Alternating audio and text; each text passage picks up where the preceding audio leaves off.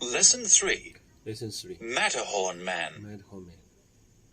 First listen and then answer the following question. What was the main objective of early mountain climbers?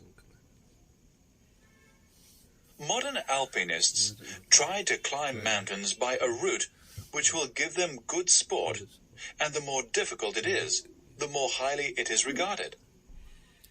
In the pioneering days, however, this was not the case at all. The early climbers were looking for the easiest way to the top, because the summit was the prize they sought, especially if it had never been attained before.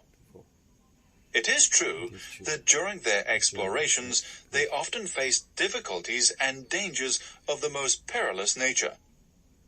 Equipped in a manner which would make a modern climber shudder at the thought, but they did not go out of their way to court such excitement.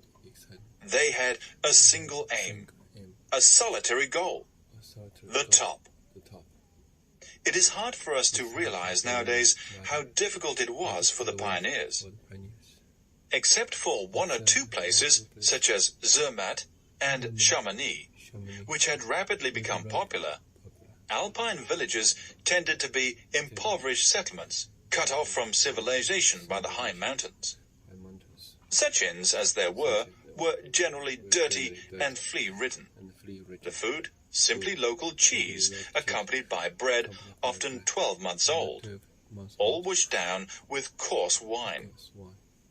Often a valley boasted no inn at all, and climbers found shelter wherever they could, sometimes with the local priest, who was usually as poor as his parishioners, sometimes with shepherds or cheesemakers.